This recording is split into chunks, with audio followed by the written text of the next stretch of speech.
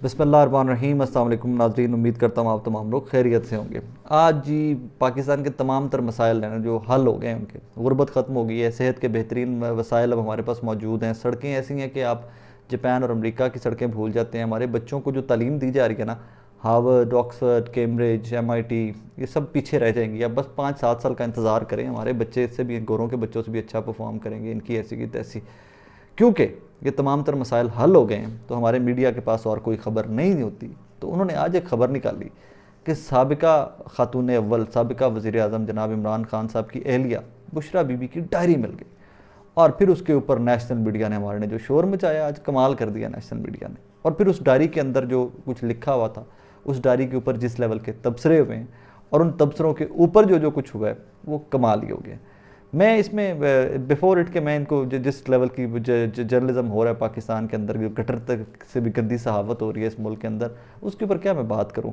मैं सिर्फ इस थोड़ा सा रेफरेंस दे के आपको इस डायरी वाली स्टोरी का, तो मैं आपको थोड़ा सा बैकग्राउंड में बताना चाहूँगा कि माजी के अंदर जिन लोगों ने दुनिया बदली है, हमारे इवन पाकिस्तान के अंदर, पाकिस्तानियों की बात कर लेते हैं, वापस नहीं जाते, तो उनकी बेगमात का सियासत में क्या क्या रोल रहा है। लेकिन इससे पहले मैं किड़किड़ कड़ैं चौधरी साहब, जावेद चौधरी साहब का तबसरा वो थोड़ा सा आपके सामने रख दूँ। किड़किड़ कड़ैं चौधरी साहब जो हैं, उससे अब मैं भूल गया उनका जो एक्चुअल वो है, उनका जो तखल्लुस है, मैं वो थोड़ा सा भूल गया। मैं जावेद चौधरी साहब जितना टैलेंटेड आदमी नहीं हूँ।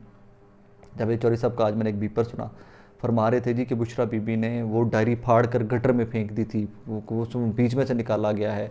तो पता नहीं जावेद चौधरी साहब वहाँ नीचे खड़े हुए थे कमोड के, जहाँ भी वो जाता था, सिंक का सारा वो जाता, गंद जाता था, तो पता नहीं वहाँ पर ये खड़े हुए थे कि वहाँ से वो डायरी के 25 पेजेस निकल आए हैं। उसके बाद कहते हैं फाड़ के डायरी फेंक दी है। अच्छा ठीक है। और फिर उसके ऊपर जो डायरी के ऊपर लिखी हुई थी तफसीलात, वो भी कहा जी सनसनी खेज़ इंकशाफात हैं, वो कंट्रोल करती थी इमरान खान साहब। वो कैसे कंट्रोल करती थी कि उसके अंदर लिखा हुआ था कि आपने ख़बरदार का लफ्ज़ नहीं इस्तेमाल करना तकरीर में, आपने ये वाला तराना चलना चाहिए, मुहिब्बुल वतनी, हुब्बुल वतनी की जगह जावेद चौधरी साहब कहते हैं मुहिब्बुल वतनी उन्होंने लिखा हुआ था। फर्दर उन्होंने लिखा हुआ था कि जी जावेद अफरीदी जो हायर के मालिक और MG के मालिक हैं गालिबन, उनसे जूसर लेना है, एक स्टैंड लेना है किसी से, कोई और नाम लिखा हुआ था उसके अंदर, की डायरी के अंदर लिखा हुआ था। फिर डायरी के अंदर लिखा हुआ था कि 12 बजे रात को इमरान खान साहब ने दूध पीना है। तो जावेद चौधरी साहब बेचारे कहते हैं कि ये देखें ये क्या टाइम है, 12 बजे दूध पी के क्या करना होता था।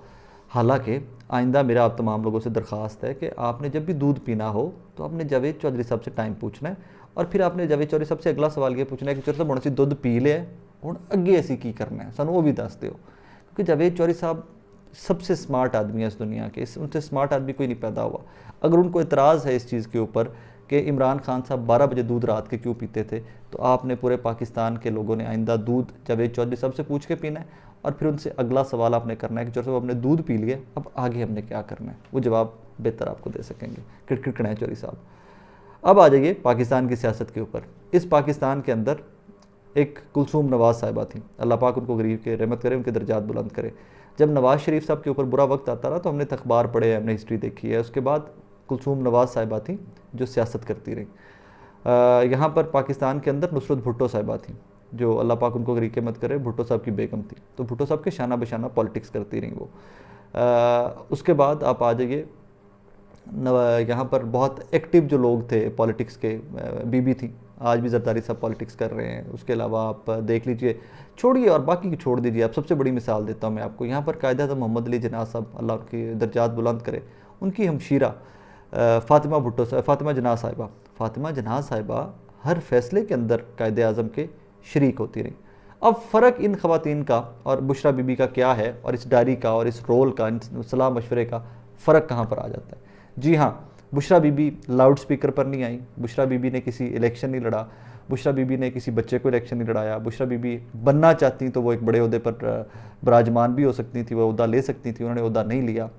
जब आप अपने खामंद के साथ किसी भी मैरिड रिलेशनशिप में, आप में से जो मैरिड लोग हैं वो समझते होंगे, किसी भी मैरिड रिलेशनशिप के साथ जब आपने घर का दूध मैनेज करना है कि हमने इस महीने दूध कितना लेना है, बिजली का बिल कितना आया, बच्चों को किस स्कूल में दाखिल करवाना है, बच्चों के फ्यूचर के डिसीजंस, और वो हर चीज़, यहाँ तक कि आपके घर के बर्तन ग्रॉसरी तक जो है आप मियाँ बीवी ने डिस्कस करके लेना है। तो एक बंदा जो सरबराह मुमलिकत है, जो मुल्क चला रहा है, क्या वो अपनी बीवी से सलाह मशवरा नहीं करता होगा, या उसको नहीं करना चाहिए क्या? यहाँ पर पॉलिटिकल ए पॉलिटिकल को भी छोड़ दीजिए फॉर सम टाइम। तो क्या इमरान खान साहब अगर बुशरा बीबी से उनको लगता है कि she is one of the loyal most people around him, तो क्या उनको मशवरे नहीं लेने चाहिए थे पाकिस्तान के मुकद्दर के डिसीजंस लेते हुए कि अपनी कौम के फ्यूचर के? क्या अगर उनको लगता है कि ये औरत सबसे सिंसियर है मेरे साथ, ये खातून सबसे सिंसियर है मेरे साथ, तो क्या वो तमाम फैसले जो 24 करोड़ आवाम के लिए लेना चाहते थे इमरान खान साहब, क्या उनको अपनी बेगम से वो डिस्कस नहीं करना चाहिए थे? मतलब यहाँ पर हमारा क्वेश्चन मार्क ये है, या हमारा एतराज़ जावेद चौधरी साहब का ये है कि जी वो रात को 12 बजे दूध क्यों पीते थे? So that's the intellect level. और फिर मज़े की बात ये है कि ये लोग आपकी कौम के स्कॉलर्स रह चुके हैं। ये अभी ना इनके चेहरों के नकाब उतरते किड़किड़ हैं और वो टिक टिक टिक से, तो ये आपके कौम के स्कॉलर्स रहे हैं। मैं भी उन जाहलों में से रहा हूँ, कभी जावेद चौधरी साहब का प्रोग्राम बड़े शौक से देखा करता था। बहरहाल बदकिस्मती की बात है कि 15 जमातें एक साइड के ऊपर, पूरा मुल्क की इंतज़ामिया एक साइड के ऊपर, अब कोई करप्शन की एक कहानी नहीं उठा कर ला सके। या आपको तोशा खाना मिला है, या आपको बुशरा बीबी की डायरी मिली है, and that is how the politicians operate in this country. Secondly, 14 अगस्त की आमद है, अल्लाह पाक खैर का दिन लाए, बहुत खुशी का दिन है। इससे बड़ा हमारे लिए क्या दिन हो सकता है पाकिस्तानियों के लिए? हर बंदे को राइट है। मैं कोई बहुत ज़्यादा सेलिब्रेशन वाला इंसान नहीं हूँ, बड़ा सटल सा लेड बैक सा इंसान हूँ, लेकिन मैं भी टुटा पुजा जा जिन्ना को सेलिब्रेट अपने हिसाब किताब दा कर सकना, मैं भी करता हूँ उसको। Everybody does that. सो अब कहानी यहाँ पे जनाब क्या है कि 14 अगस्त आ रही है, उसकी तैयारियाँ जारी हैं, एवरीथिंग इज़ गोइंग ऑन। लेकिन उस तैयारी के अंदर पाकिस्तान तहरीक इंसाफ के ऊपर बुरा वक्त दोबारा से स्टार्ट कर दिया गया। क्यों दोबारा बुरा वक्त स्टार्ट कर दिया गया जनाब? कि तहरीक इंसाफ का झंडा 14 अगस्त को कहीं पर नज़र नहीं आ सकता। यहाँ इससे पहले कि झंडा आए, कहीं पर बिके झंडा, कोई ख़रीदे और 14 अगस्त को लेकर निकले, मेरी इतलात ये हैं, ख़बरें देखी हैं कुछ, कि जनाब गिरफ्तारियाँ स्टार्ट कर दी गई हैं। वो लोग जिनके ऊपर शुबा है या जिनके ऊपर डाउट है कि ये पाकिस्तान तहरीक इंसाफ के वर्कर्स हैं, ये कल को झंडा लेकर निकल सकते हैं 14 अगस्त को, तो जनाब उनके लिए पूरे मुल्क के, पंजाब के अंदर स्पेशली पाबंदी लगा दी गई है कि पाकिस्तान के अलावा कोई भी झंडा लेकर आप रोड पर नहीं निकल सकते एक्सेप्ट पाकिस्तान का झंडा। मुझे एतराज़ नहीं है इसके ऊपर, टू बी वेरी ऑनेस्ट, मुझे इस पर एतराज़ नहीं है। ठीक है, पाकिस्तान का झंडा है तो हम सब हैं, पाकिस्तान के झंडे के नीचे सारे झंडे हैं, उस नीचे उसके सारे, उस छतरी के साए के नीचे सारे झंडे हैं। तो लेकिन इसका तरीकाकार ये नहीं होना चाहिए था। अगर आपको किसी चीज़ को ख़त्म करना है, या अगर आपको किसी चीज़ से बहुत नफ़रत है, तो आप उसको दबा कर ख़त्म नहीं कर सकते, आप उसको दलील से ख़त्म कर सकते हैं। अगर आपके पास दलील इस काबिल है कि लोगों को कन्विंस कर सके, आप ना निकलने दीजिए तहरीक इंसाफ के वर्कर्स को झंडे लेके। कल को वोट की पावर में देख लीजिएगा आप। आज आप झंडे बैन कर लेते हैं कि आपने झंडा लेकर नहीं निकलना, आप निकलेंगे तो पुलिस पकड़ लेगी, फ़ाइन। आप जाबिर हैं, आप हुक्मरान हैं, आप आमिर हैं, ये जमहूरियत तो नहीं है ना। ये आमरीत की बदतरीन फॉर्म है जो पाकिस्तान में भी प्रैक्टिस की जा रही है और हम सब विटनेस कर रहे हैं। घुटन ज़्यादा माशरे के अंदर सांस ले रहे हैं, यकीन मानिए सुबह से शाम तक घुटन होती है। मैं आपको I would be very honest with you, अक्सर दोस्त हम लोग बैठे होते हैं, कभी कोई ट्वीट या कोई ये वीलॉग करते हैं, या कभी कोई शो का क्लिप देखते हैं, वायरल हो जाए, परेशानी होना स्टार्ट हो जाती है। पता है क्यों? कि एक दूसरे को फ़ोन कर रहे होते हैं कि यार इसका इम्पैक्ट क्या आएगा। भाई हमें नहीं पता ही नहीं होता इम्पैक्ट क्या आएगा, किसी नाल की हो जाना किसी को कुछ पता नहीं है। एट वट टाइम किसने उठाया जाना है, एट वट टाइम किसी पुलिस ने चुक लेना है, FIR ने चुक लेना है, नोटिस भेजना है, किसी को कुछ पता नहीं है। सो जितना कोई फ्रंट फुट पे है, जितना फ्रंट लाइट पे है, उतना गैर महफूज है इस मुल्क के अंदर। लेकिन ये गैर महफूज होने का मतलब ये नहीं है कि लोगों ने आपसे सोच बदल ली वो, या आपसे मुत्तफिक हो गए आपकी अप्रोच से, बिल्कुल भी नहीं।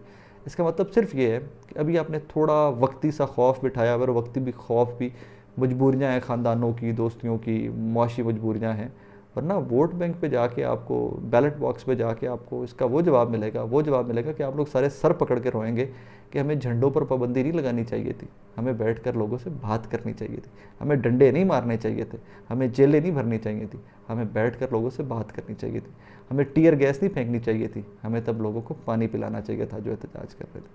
अपना ख्याल रखिएगा, दुआ में याद रखिएगा। अल्लाह हाफ़िज़।